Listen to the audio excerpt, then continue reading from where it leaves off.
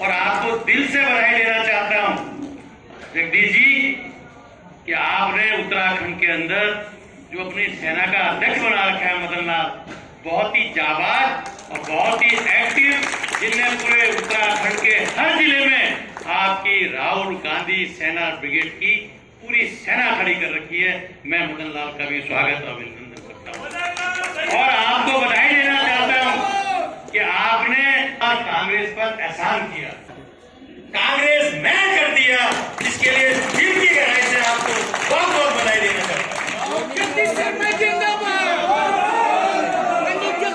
आप लोग ऐसी सेना के नायक हो जो पूरी कांग्रेस और पूरा देश राहुल प्रियंका की तरफ देख रहा। और मेरी बहन बहुत ही सीनियर हमारी उत्तर प्रदेश की नेता, जिनके नेतृत्व में हमने बहुत काम किया, अनसुईया जी, मैं तो हमेशा अपनी बड़ी बहन के रूप में मानता हूं। आपका दिल की गहराई से बहुत साल बाद आपसे मुलाकात हुई, आपका स्वागत और अभिनंदन करता हूं। तो आपने जो दोनों नेता की सेना बनाई ना, ये उत्तराखंड के देश के भी भविष्य हैं और हमारी कांग्रेस के तो भविष्य है ही। और जो आज कल जो मोदी जी को जो हिटलर बने हुए थे उन्हें झुकाने का जो काम किया किसान कानूनों को लेकर, वो राहुल और प्रियंका गांधी ही हैं जिनकी वजह से मोदी को झुकना पड़ा। वो किसानों की आवाज बनकर लड़े और उन्होंने सारी कांग्रेस के सिपाहियों को कहा कि आप लड़ो, किसानों के साथ कंधे से कंधा मिलाकर लड़ाई में आगे बढ़कर लड़ो। और सारे कांग्रेस के लोग देश के अंदर प्रियंका गांधी और राहुल गांधी का झंडा उठाकर किसानों के बीच में जाने का आपने प्रस्ताव रखा। राहुल गांधी जी को सर्वसम्मति से जो आपने प्रस्ताव रखा, ये पास होना चाहिए। हमारे अध्यक्ष राहुल गांधी जी बनने चाहिए। अगर देश का युवा, देश की बागडोर अगर युवा के हाथ में आएगी और वो भी राहुल गांधी जैसे नेता के हाथ में, जो गरीब मजदूर युवा बेरोजगारी की लड़ाई लड़ने के लिए हमेशा आगे बढ़कर लड़ने का काम करते हैं, जिनके अंदर जो अंदर है वो बाहर है। बहुत कम नेता होते हैं जिनके अंदर और बाहर एक जैसी बाड़ी हो, लेकिन राहुल गांधी वो नेता है जो अंदर है वो बाहर है, स्पष्ट बोलते हैं। और अगर इस भाजपा सरकार से, इस मोदी सरकार से इस देश के अंदर कोई लड़ने का काम कर रहा है तो वो राहुल गांधी, राहुल गांधी, राहुल गांधी है। और कोई विपक्ष में नेता नहीं है जो मोदी से लड़ने का काम कर रहा हो। कितना ही बड़ा विपक्ष का नेता हो, जरा सा अगर स्वर खोलता है तो डर जाता है, उसके पीछे ईडी लगा दी जाती है, उसके पीछे तमाम तरह की इंक्वायरियां बढ़ा दी जाती है। लेकिन आपका नेता जो आपने चुना हुआ, जिसकी सेना आप हैं, वो ऐसा नेता है, उसने कहा मोदी मैं जितना चाहे उतना तेरे खिलाफ बोलूंगा, हिम्मत हो तो मुझे गिरफ्तार करके दिखाए, गिरफ्तार करके दिखाए। तो ये आपका ऐसा नेता आपने चुना, ऐसी नेता की आपने सेना बनाई। मैं आपको दिल की गहराई से बधाई देना चाहता हूं। ये तो सच बात है जो आपने दूसरा प्रस्ताव रखा कि ये देश गांधी परिवार ही चला सकता है। और गांधी परिवार के बगैर जब देश में जिस देश गांधी परिवार के बगैर बागडोर हाथ में आई तो देश चला नहीं। इतिहास गवाह, ये इतिहास गवाह। अगर गांधी परिवार ना होता और हमारे महात्मा गांधी ना होते तो शायद आज हम यहां बैठ के ये मीटिंग ना कर रहे। आज भी हम अंग्रेजों के गुलाम होते।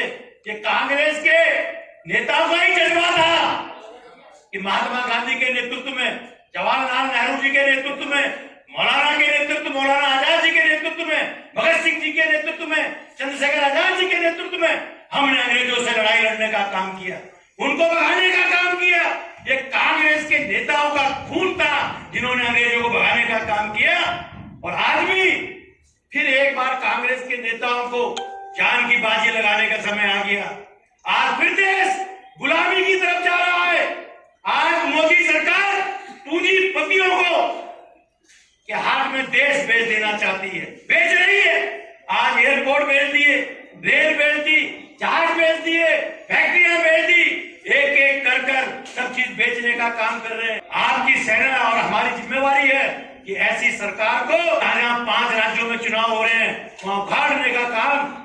सेना और कांग्रेस के लोग कंधे से कंधा मिलकर अगर करेंगे तो निश्चित इन 5 राज्यों में कांग्रेस की सरकार रहेगी। और 2024 में जो जगदीश जी आपका सपना है, जो सब कांग्रेसियों का सपना है, जो इस देश का सपना है कि आपका प्रिय नेता राहुल गांधी 2024 में निश्चित प्रधानमंत्री बनेगा अगर हमने 5 सालों में 5 राज्यों में अगर सरकार बनाने का काम किया। बहुत अच्छा आपने तीसरा प्रस्ताव भी रखा है। ये जरूरत है कि कांग्रेस के लोगों को घर घर जाकर कांग्रेस की विचारधारा को बताना होगा। भाजपा के लोग कहते हैं हमने 70 साल में कांग्रेस ने क्या किया। अरे शर्म आनी चाहिए भाजपा के नेताओं को ये कहते हुए कि 70 साल में कांग्रेस ने क्या किया। अरे कांग्रेस ने अगर न किया होता तो शायद आपको आज बेचने का मौका न मिला होता। ये किया कांग्रेस ने और आप कहते हैं 70 साल में कांग्रेस ने क्या किया। तो ये विचारधारा आपको घर घर पहुंचानी होगी। बहुत अच्छा प्रस्ताव आपने तीसरा रखा। ये भी सच बात है कि मशीनों में हमेशा आरोप लगते रहे हैं, गड़बड़ है। लेकिन मेरा एक निवेदन है आपसे, खाली आप पीएमबी को दोष देंगे तो काम नहीं चलेगा। मैं आपको हरिद्वार का उदाहरण बता रहा हूं क्योंकि आपने अपनी गांधी सेना का नाम दिया है।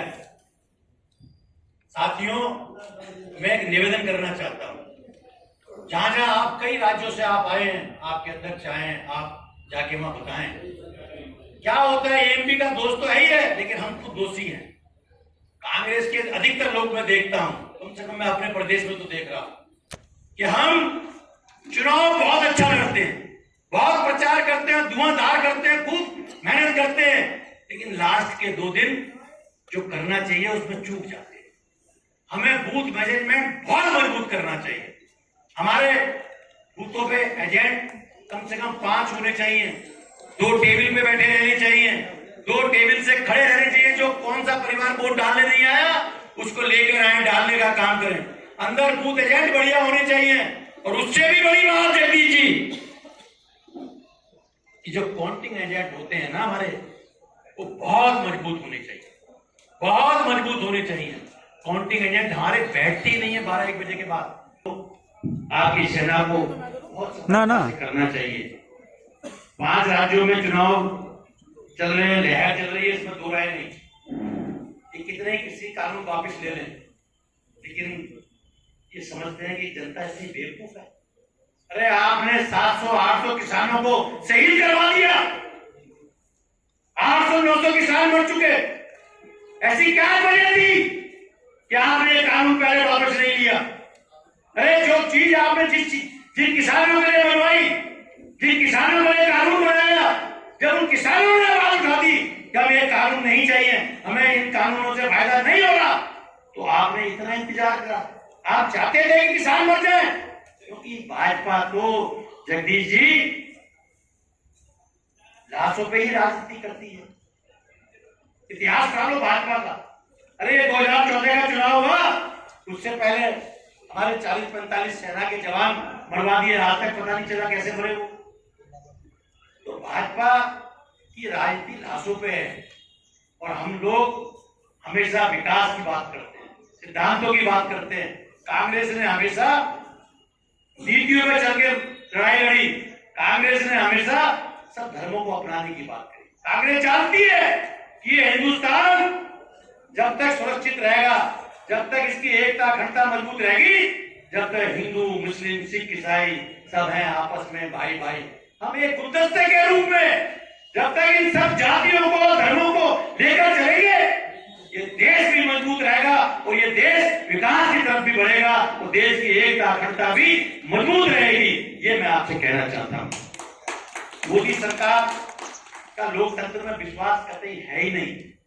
और संविधान, जो संविधान हिंदुस्तानी नहीं पूरा विश्व संविधान की नकल करता है, उस संविधान को मानने को मजबूर होता है। ऐसा संविधान बाबा राव भीमराव अम्बेडकर जी ने लिखा, ऐसा संविधान जिसका सब सम्मान करते हो। भाजपा उस संविधान को भी छेड़छाड़ करना चाहती है और हमें अड़िग रहना चाहिए, हमें मजबूती से लड़ना चाहिए।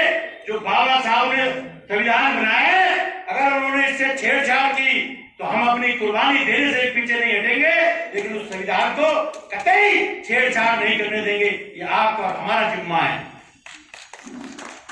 साथियों, बढ़ती महंगाई चरम सीमा पे। मेरी बहनें बैठी हैं यहाँ बहुत।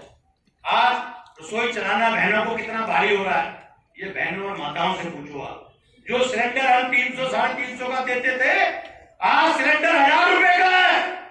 जो सरसों का तेल हमारे टाइम में 50-55 रुपए किलो था, आज 200 रुपए किलो है। कहां पहुंच गई महंगाई? कैसे गरीब अपनी किचन चलाएगा? कैसे गरीब अपने घर को पालेगा? हम कहते थे गरीब कि साहब प्याज कूट के रोटी खा लेंगे, आज तो प्याज भी 50-50 रुपए 60-60 रुपए किलो बिक रही है। तो इस सरकार का कोई गरीब से वास्ता नहीं है। बाहर में जाए गरीब। ये कांग्रेस की सोच है। कांग्रेस जानती है कि जब तक गरीब की झोपड़ी में खुशहाली नहीं होगी, ये देश खुशहाल नहीं हो सकता। ये मैं आपसे कहना चाहता हूं। इसलिए हमेशा कांग्रेस ने कहा कि कांग्रेस का हाथ गरीब के साथ, चाहे वो स्वर्गीय इंदिरा गांधी हो, चाहे वो स्वर्गीय राजीव गांधी हो, चाहे सोनिया गांधी हो, चाहे राहुल गांधी हो, चाहे वो प्रियंका गांधी हो। जब जहां किसानों की मृत्यु हुई, या हमारे व्यापारी भाइयों ने नोटबंदी के बाद तमाम व्यापारी भाइयों ने भी आत्महत्याएं करी, लेकिन मोदी सरकार का एक भी मुखिया कहीं किसी किसान के यहाँ, व्यापारी के यहाँ जाने का काम नहीं किया। लेकिन मैं बधाई देना चाहता हूं आप लोगों को। आपका गर्व होगा इस बात का कि आपके नेता राहुल गांधी और प्रियंका गांधी, चाहे किसान ने आत्महत्या की हो, चाहे व्यापारी ने आत्महत्या की हो, वहां जाने का काम किया। अगर वहां की सरकारों ने रोकने का काम किया तो उन्होंने लटकार दिया कि हम यहाँ खड़े हैं, जब तक हमें वहां जाने नहीं दोगे हम लौटने वाले नहीं है। हम उस किसान के घर जाएंगे, हम उस व्यापारी के घर जाएंगे जिसने आत्महत्या की और वहां पहुंचने का काम किया। आप ऐसी सेना, ऐसी नेता के आप कार्यकर्ता हो, इसमें दो राय नहीं। मैं सहमत हूं आपकी बात से। जगदीश जी, बहुत बढ़िया प्रस्ताव आपने 8 नंबर पे दिया। कांग्रेस ने जब गठबंधन किया उत्तर प्रदेश के अंदर, मैं उत्तर प्रदेश में जिला अध्यक्ष था, और जब से हम मरे हुए हैं, जब से बसपा के साथ जगदीश जी गठबंधन हुआ था उत्तर प्रदेश के अंदर, शायद 93 में हुआ था,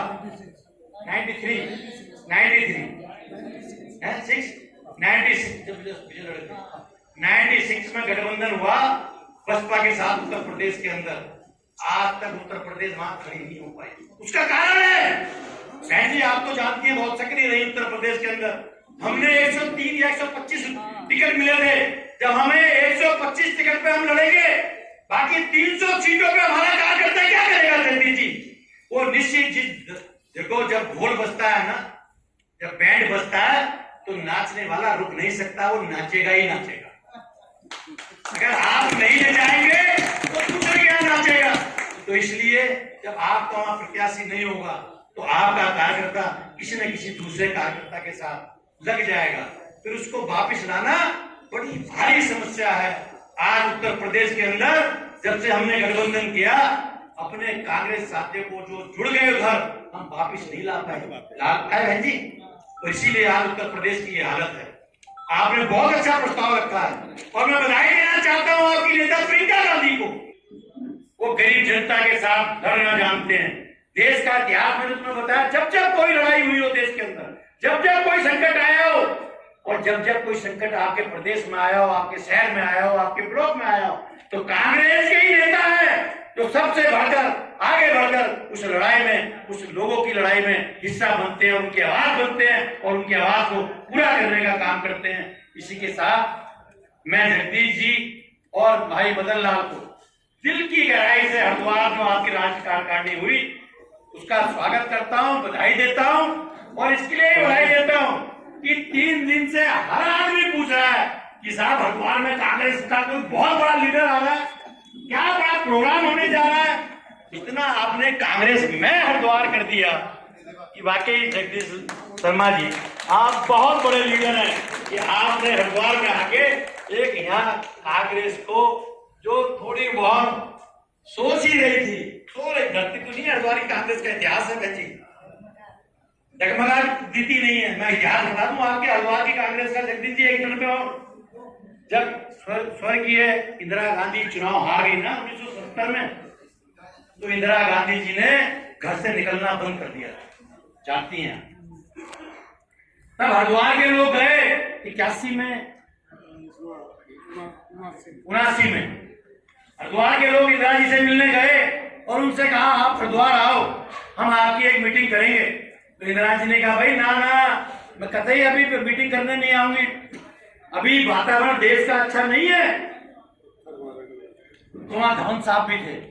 धवन साहब ने कहा जब इतनी ये रिक्वेस्ट कर रहे हैं तो एक वर्कर मीटिंग किसी हॉल में हो जाएगी। तो सबने कहा जी ये हमारे पे छोड़ दो, हम वर्कर मीटिंग करेंगे या जनसभा करेंगे, आप आ जाओ। और इंदिरा जी ने हाँ कर दी पंडित जी। और इंदिरा जी जब हरिद्वार आई तो हरिद्वार के लोगों से पूछना, इंदिरा जी ने कहा मीटिंग स्थल पर जब गाड़ी से उतरी स्टेज तक पहुंचने में 1 घंटा लगा उन्हें।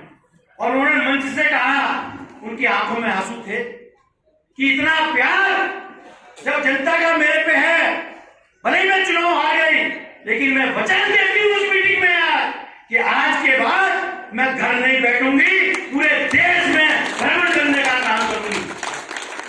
तो हरिद्वार के लोग इतने ऊर्जावान हैं, लेकिन आपने थोड़े से जो सोए हुए थे कांग्रेसी और जो जनता भी समझ रही थी कि कांग्रेस शायद कुछ कम है, आपने जिस तरह का हरिद्वार में वातावरण बनाया, वाकई पंडित जी आप भी और भाई मदन लाल जी बधाई के पात्र हैं।